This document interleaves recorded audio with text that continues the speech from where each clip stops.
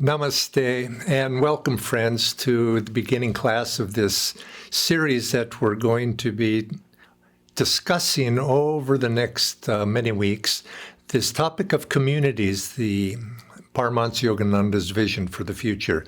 For those who have not met me before, my name is Nayaswami Jaya, and I'll be your host in the coming weeks. And as we progress, I want to start by a few notes as we go through these weeks. I'll be raising a number of points about cooperative communities, and naturally questions will arise. I want to speak about the how and the why, and today I want to introduce the topic. But as we progress, naturally questions will come up, and if you would enter those into the chat section of your video, of the Zoom video, I'll try to get to them in the weeks that come. I can't say that I'll be able to stop and answer them in each week, but they're helpful to me to inform me as we go through the weeks what might be of interest to you and how this series of classes can be useful. And I'd like to begin first by opening with a prayer, invoking the presence of our gurus, and particularly that of Paramhansa Yogananda, whose mission of coming to the West and speaking about God realization, self-realization, and particularly about this topic of communities, which was very important to him. So let's pray together. Heavenly Father, Divine Mother, friend, beloved God, great masters of self-realization, Jesus Christ, Babaji Krishna, Lahiri Mahashai, Swami Sri Yukteswar, great Guru Paramhansa Yogananda, saints of all religion, we bow to you all. Divine Masters, guide us in our lives that we ever be in tune with thy will, that we serve thy work, that we reach out to others with thy message of self-realization, of joy, of harmony, of cooperation, and share that with all. May the world be uplifted through these teachings. Om Shanti Shanti. Amen. Now, I'd like to begin by reading from Autobiography of a Yogi in the early edition, something that Paramhansa Yogananda wrote. And then I'm going to follow that with something that Swami Kriyananda wrote. And this is from 1945, when Paramhansa Yogananda is speaking to his first disciple in America, Dr. Lewis. Many years had passed, of course, 25 years. He had been in America by this time.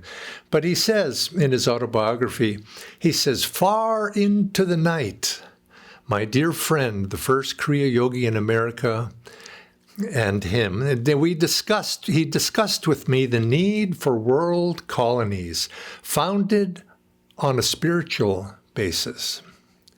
The ills attributed to an anthropomorphic abstraction called society may be laid more realistically at the door of every man. Utopia must spring in the private bosom before it can flower in civic virtue. Man is a soul and not an institution. His inner reforms alone can lend permanence to outer ones. By stress on spiritual values, self-realization, a colony exemplifying world brotherhood is empowered to send inspiring vibrations far beyond its locale." And this was significant. This message that Yogananda wrote here is for the ages, and it's the ages not only in our generation, but for generations to come. And Swami Kriyananda follows that and recounts the words that Yogananda delivered 4 years later, and he writes, "I remember especially how stirred I was by a talk he gave at a garden party in Beverly Hills on July 31st, 1949.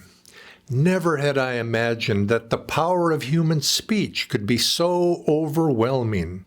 It was the most moving talk I had ever heard. This day, he thundered, punctuating every word, marks the birth of a new era. My spoken words are registered in the ether. In the Spirit of God, they shall move the West. Self-realization has come to unite all religions.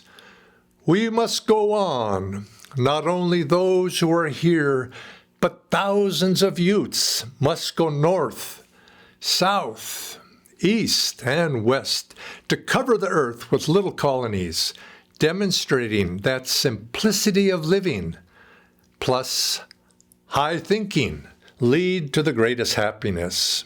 And then Swamiji goes on and says, I was stirred to my very core. It would not have surprised me had the heavens opened up and a host of angels come streaming out, eyes ablaze to do his bidding.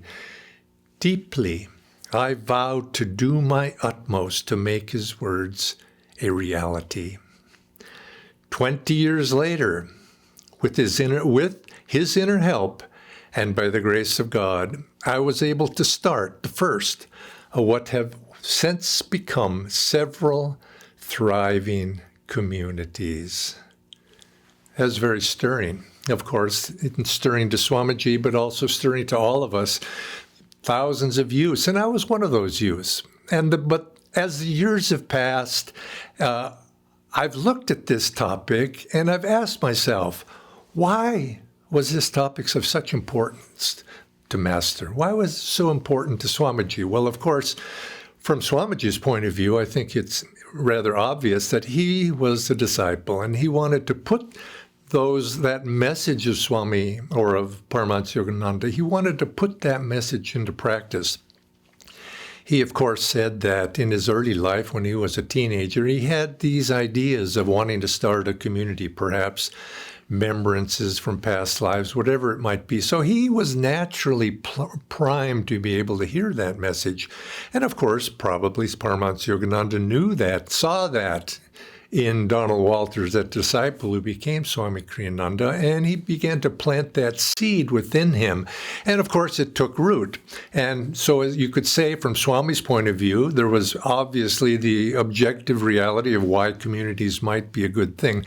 But I suspect it was also an act of discipleship. He wanted to manifest what he saw was so very, very important to his guru. And so he took that, as you might say, a calling. And when, of course, later in his life, years past, he was separated from Self-Realization Fellowship, and he realized that there was really nobody doing this aspect of Paramhansa Yogananda's work.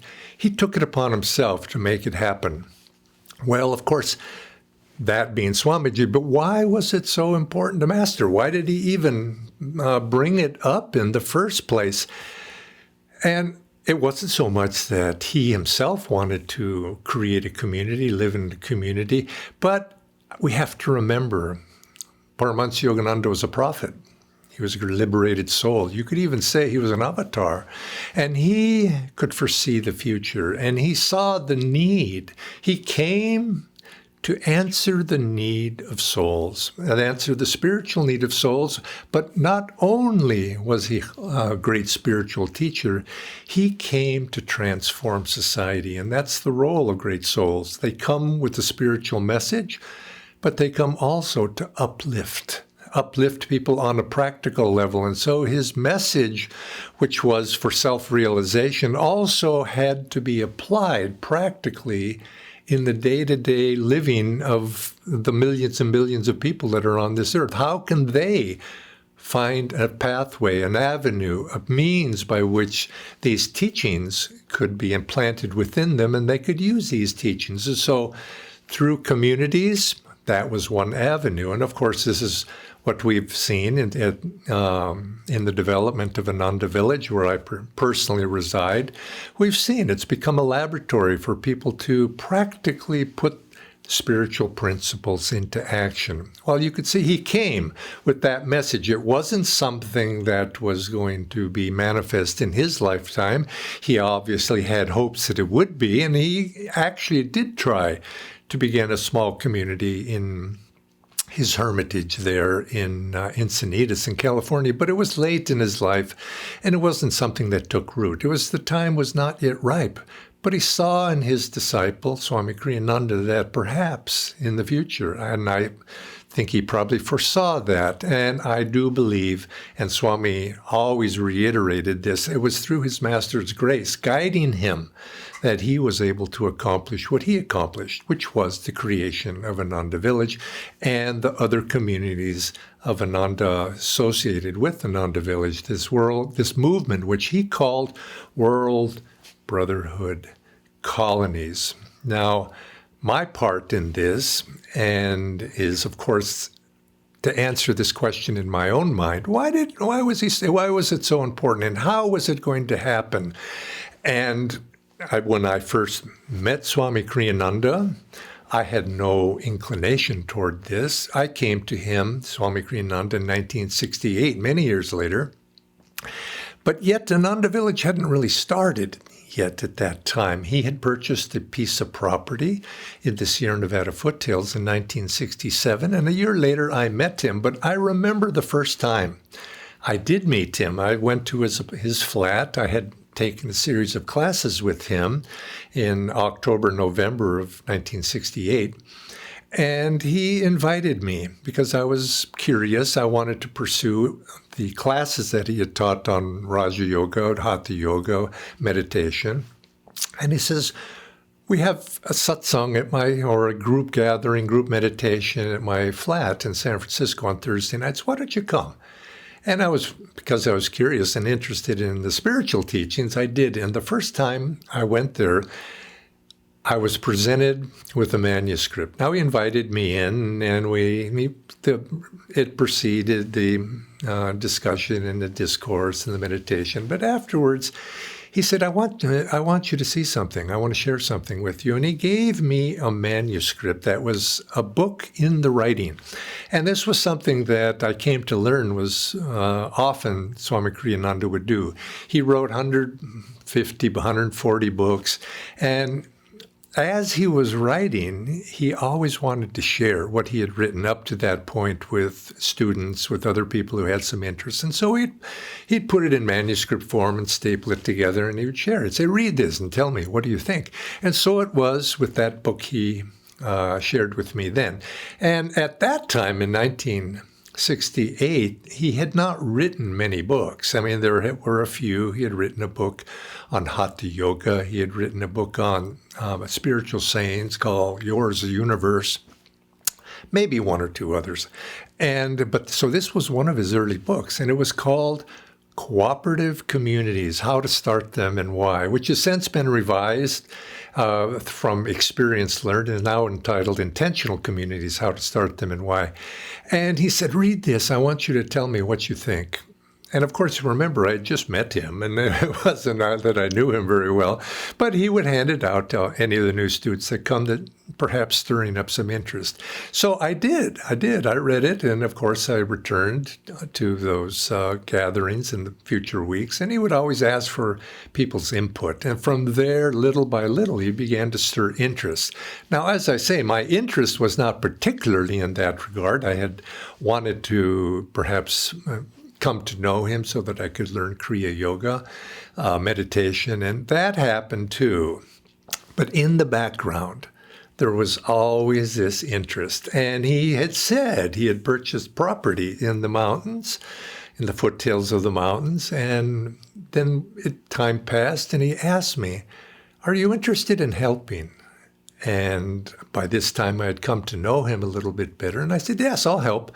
And so it is that I ended up in 1969 helping to found what later became Ananda Village as the subsequent years. And the experience that I've garnered through all of those years, I'd like to share some of that with you. And this larger question, again, was in my mind. Why? Why was Yogananda so interested in all of this? And he made a prediction that in some day, the day will come when this idea would spread like wildfire, the idea of cooperative community. So naturally, I hearing that and having a great love and affinity for Yogananda's teachings, I took that to heart. And I saw what Ananda Village was doing is one of those blazes, one of the starting of that grass fire. And I will say this was in late 1960s and into the 1970s. There was at that time a generational interest in this idea. In California, where this was taking place, Northern California, there were many people who were leaving from the cities, from San Francisco Bay Area and elsewhere, and going out into the countryside in that part of the country to start little communities, communes, these group living situations. And there was, you could say, what's called the Back to the Land movement, the getting away from the ills of urban living and going out into the country. And the vision, of course, was very utopian. And inevitably, of course, most of those ventures failed. But I think that's actually the wrong word to say they failed. They didn't succeed yet, you might say. But it was like many seeds were cast out in that early time, and many didn't take hold. Ananda, in a sense, was part of that movement. And there are not many of those original experiments that succeeded in the long run, but some did. And Ananda, of course, is one of those, and one perhaps even the most successful of all those that did succeed at that time. And I had, at that time, been involved in that movement. I felt very much motivated. This is part of that wildfire, but it's going to proceed. It's going to spread. This idea will move out into the world, and it will be a movement, a social pattern that people will take up into the future. And it didn't happen. And we look back and that hope that I had that this idea would spread like wildfire. And I have had people ask me over the years, what happened? How come was Paramhansa Yogananda, was his prophecy wrong? And I said, of course not. It was not wrong. I've come to see it, and you might say with a little bit of perspective of age. Having spent 50 plus years watching this process take place, and what works, what doesn't work. And I say, yes, it has not spread like wildfire yet, you see, because I've come to, when you're 20-something years old, as I was, the idea of being 30 or 40 is a long time away. Time changes as you get to be older yourself. And now I see things on a much larger, longer range perspective. What Paramhansa Yogananda was doing was planting seeds. What we were doing, what Swami Kriyananda doing, was also cultivating those seeds. And we are at a time of cultivation. At my home here at Ananda Village, I have a very small greenhouse. Not big, but it's enough to raise flowers, plants. I enjoy planting those when the good weather comes. And what I do is we plant and we nurture and we raise seedlings and ultimately they get grown. The weather is properly suitable for those seedlings to be embedded. And we put them out. And we're in a phase, I feel, with the movement, cooperative communities movement, intentional communities movement, of planting seeds and nurturing those seeds. Those seeds need to be nurtured and in a protected environment. And not many of those will necessarily always survive, as it is when you plant seeds for flowers or vegetables. But so you take the strongest and then you plant them out into the soil.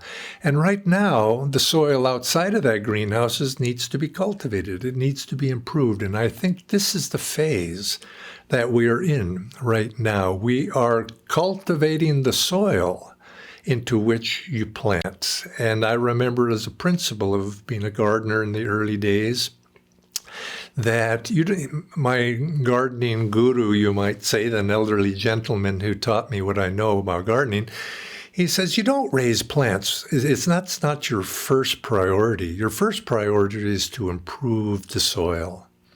And when the soil is right, the plants will naturally flourish. And I think we're in that phase of society where people have yet to make a soil that's yet receptive as a global society. Yes, there are individual communities that have been successful and will continue to be successful. But our primary objective right now is to improve that soil, to be able to spread these teachings, to be able to uplift the consciousness of society as a whole. You look at society and you could see that the primary motivation is very material. It's seeking, self-seeking, looking out for number one, and which obviously is not communitarian in its outlook. There's not an interest there, and you might say it's somewhat related to what Swami Kriyananda encountered when he heard that message of Paramhansa Yogananda in 1949. And he was a vice president of that organization after Paramhansa Yogananda passed. And he kept asking the president of the organization, Dayamata, when are we going to start these communities? When are we going to start these communities? He was very fervent about this, and he was hoping that they could get something started through that organization. And I thought it was very, very interesting. So Dayamata's answer to him was, frankly, I'm not interested. And I think that's the world right now. You look about and frankly, I'm not interested. Now that's society as a whole, but frankly, that's not the same as saying there is no interest. There is interest. There's interest on a level of individuals. There's interest on the level of individuals who have spiritual aspiration. And I know when I went to Ananda and went to the community, helped build the community, my interest was not necessarily cooperative communities, although Swami Kriyananda had written that book and he had that definite interest. My interest was spirituality. I wanted to grow spiritually. I wanted to attain self-realization, and this was my motivation.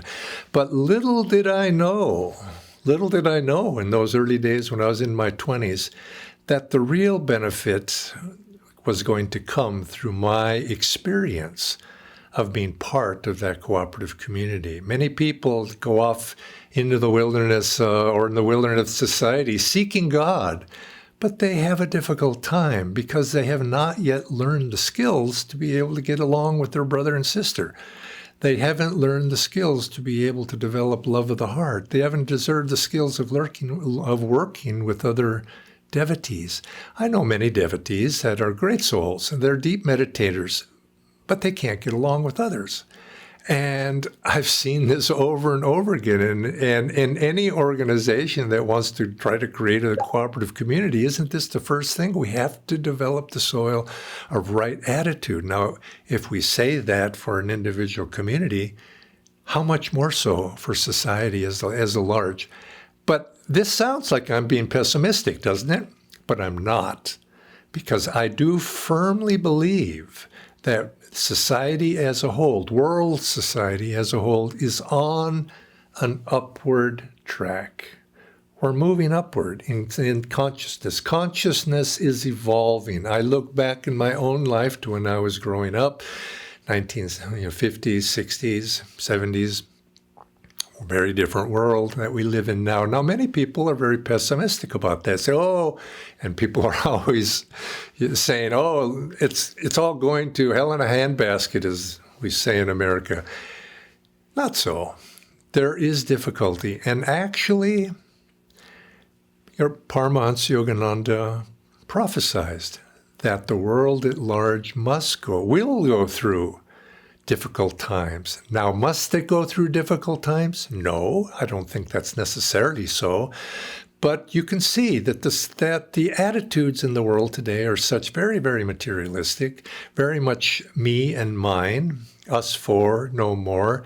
And in order for that to change, perhaps lessons need to be learned. And so Yogananda seen that same trend, the trend of small thinking, the trend to selfishness.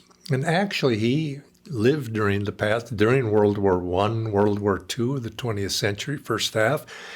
And he said the root cause of war, particularly World War II, was greed and selfishness.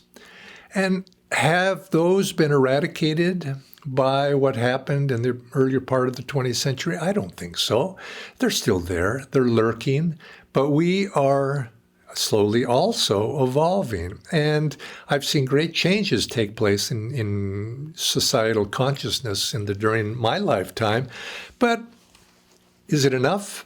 Well, time will tell. But sometimes society does need to go through difficult times. And so it was for Yogananda's in prophecy. He said, society will go through difficult times to learn the lesson, to be more expansive in their thinking, to overcome these human ills of greed, of selfishness, of over-materialistic desire.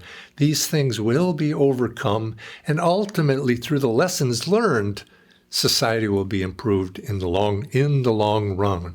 And so you could say, and I know this was what something Swami Kriyananda would say, this is one of the practical benefits that Swamiji promoted cooperative communities, intentional communities on. He promoted this idea as a hedge, you might say, against difficult times. And I think that does have its place. That's a very good reason why. But I think people will also learn this because you're beginning to see in society, young people particularly, the inefficiencies of the way society, in their terms of energy, in terms of global warming, in terms of all the societal ills that seem to be very much prevalent and in growing isolation, the individual, a lack of connection with other people. These call for solutions, and I think one of the most practical solutions to address these ills is the solution of communities themselves, intentional communities. Now, communities is not a new concept. Communities there have been experiments in it for generations, for centuries. Oftentimes it's seen as somewhat utopian, but people have envisioned, couldn't we do better? And people have tried. Most of the communities that have succeeded, of course, and have long-lasting have been based upon spirituality. And this is because spirituality holds up an ideal. It holds up an ideal of transcending some of those ills that we find in society. And obviously, if we're going to have a successful community, it needs to be based on transcendent ideals, not the ideals that are commonly accepted by society, me and mine, selfishness and self-interest. But we live in an age, and I'm very optimistic about this, we live in an ascending age where self-interest in this coming age, which I'm speaking here not just of the 21st century, I'm speaking here of the millennia that's coming, is an age in which self-interest will be transcended to be seen as in a higher octave of enlightened self-interest. That which helps everybody helps me. It's not just me getting what I need for my own personal needs, my own personal life, but I begin to see that by helping others, I'm the beneficiary. So yes, it's selfishness on a certain level, but it's a much more elevated. And I think it goes to what Swami Kriyananda would so often say. He says, suppose you live in a village, a town of 1,000 people. Would it not be better to have, if you're in that one of 1,000, to have 999 friends rather than 999 competitors? Well, right now, it seems like we're in a competitive environment, me and mine, as opposed to you and yours. I need to get mine. Well, this is changing. And I think the answer is really, of course, we want to live in a community of friends. Of course, we want to see everybody as helping one another. Now, most people would scoff. I think the man on the street, oh, that's unrealistic. They don't see it that way. And we, of course, in our, we think, well, the future's going to be much like the past. I don't believe that. I think the future you might say it's the natural direction of society as a whole for consciousness to expand, for awareness to expand, for empathy to expand, because it's the natural progression of events. Now, why do I believe that? Maybe it's just because I'm optimistic, but I also base that optimism of what the great masters who have come into the world, particularly the great masters of self-realization, Paramhansa Yogananda, Swami Sri Yukteswar, Lahiri Mahashaya, Babaji. What they have said we're entering into an age of greater awareness. And as part of that, an expanded sense of our reality from our little self into something more expansive and larger. And this will take place. But will it take place in the 21st century? I would not bet on it. But does that mean we shouldn't try to plant the seeds for future change? Absolutely. It demands it. It demands that from a few courageous souls, young people mostly, to go forth, to be able to willing to sacrifice that little self, that little way of thinking. Not in a sense of sacrifice of, oh, woe is me. Sacrifice the little self for the higher self in the lessons that are learned. And this is why I think in this day and age that small communities, intentional communities, will be generated by those of spiritual aspiration, because it takes that. Now, in the long run, spiritual communities will be based upon broader concepts as well, because some of these concepts that right now seem to be utopian will begin to be taken a little bit more as commonplace. Of course, we think of other people. Of course, it's better to have 999 friends instead of competitors. This will be more taken for granted. I hope that not a lot of negative challenges are going to force that upon us. It doesn't have to be that way, but it may. And in the meantime, for practical reasons, communities can serve their purpose. So it's absolutely, I think, important for us as spiritual aspirants, which I'm hoping all of you are, to participate in setting the seeds. And now it's not, you could say, a side issue. It's not a peripheral to one's spiritual search. Now, to actually buy property, do all the practical things, that's probably not everybody's cup of tea.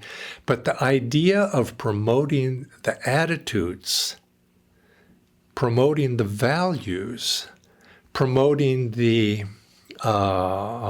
you could say, laying the groundwork for that is all of our responsibility. And so in these classes to come over the next few weeks, I'd like to go into more deeply in a particular sense into that, in the practical how and why, what we might do, lessons learned, because this is something that all of us in one way or another can participate. Some will want to dig in on a very practical, deep level. Others perhaps just be supportive of that, which is important too.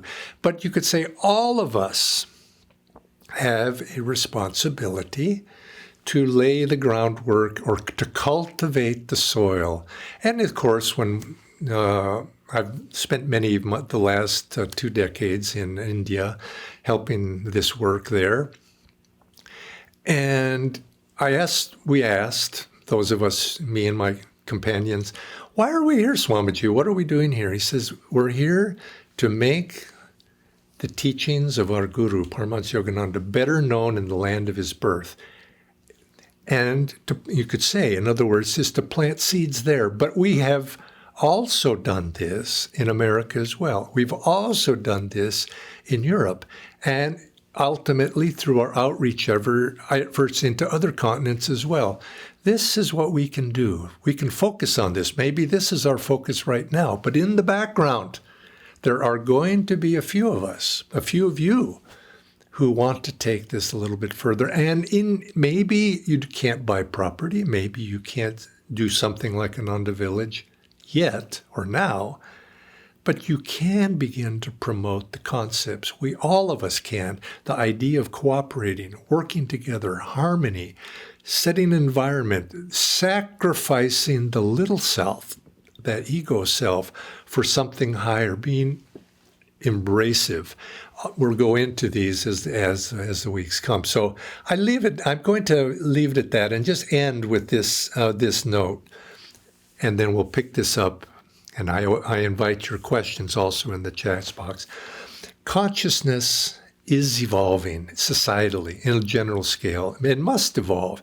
We're in an age, as if you understand the teachings of yugas and uplifting the movement of greater consciousness on a cosmic scale, we're in an upward evolving state. It's not measured in one lifetime, 2 lifetimes. We're speaking generational lifetimes, thousands of years even. But yet there definitely is this. And what we have now in society is at large, and we can see that there's a tension. There's a tension between individualism, individual autonomy, and the willing to sacrifice for a larger common good. And it's not an either-or situation. And it's very necessary in the age that we're in right now, having come out of a darker age into the age we are now, to strengthen the individual. And that's perhaps one of the themes of the age, individuality. But we don't want to take it to toxic individuality. Strength of the individuality in order for that strong individual to be able to sacrifice for something higher. You see, only a strong person can truly make a sacrifice, and we need to strengthen. So individualism has its place. It's been strengthened, but we don't want to overdo it. The lesson is learning to sacrifice for the common good, the welfare of all. Not that I'm lesser through that sacrifice, but I'm greater. The joy that came to me. As I mentioned, I thought I was going to the mountains in order to strengthen my individual spiritual search out in the forest and hermitage, and that happened. But it happened because the community was there for me to participate and share and reach out to others. And this, I think, for spiritually inclined people, is a very important step. It's something we need to do in whatever way is appropriate for us. Like I say, there should be many forms. There'll be many opportunities, working together, learning to cooperate, learning the lessons of harmony. And so this does not mean in any way, and I don't want to give the impression that I'm pessimistic about communities spreading like wildfire. It's a realistic look. Say we have to lay the groundwork, and not just lay the groundwork of cultivating the soil. We must incubate a few. Any great movement throughout history starts with a few individuals, and then it becomes common. In whatever it might be, in the arts, in intellectual knowledge.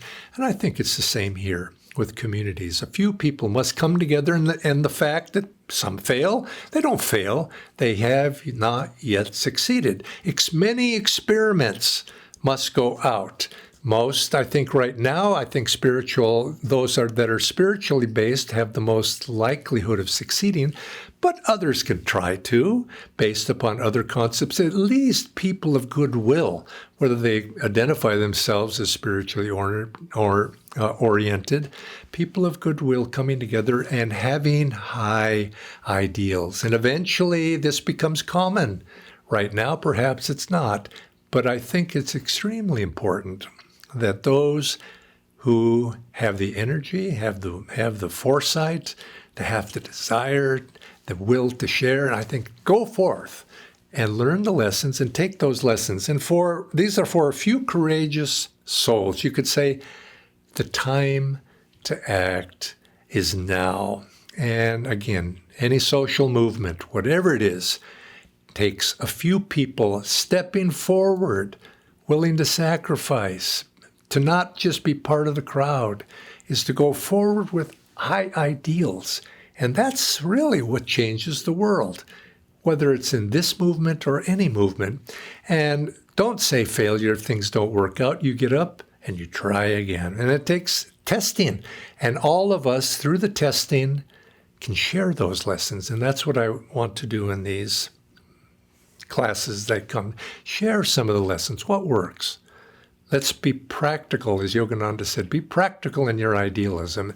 And let's build that spirit, that warrior spirit to find, and you find this more in the youth, but it doesn't have to be confined to youth.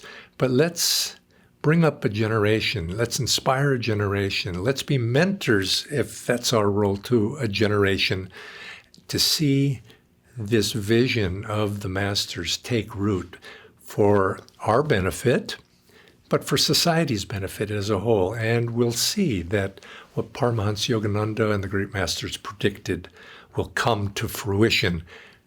In our lifetime, let's see. But it certainly, these experiments can come to fruition in our lifetime. But in society as a whole, let us leave a legacy so that becomes a reality. It's not just, it's a potential right now, but let's see if we can make it a reality. And so until next week, think of your questions, put them down there in the chat box, and I'll see you again next Monday. Joy to all of you.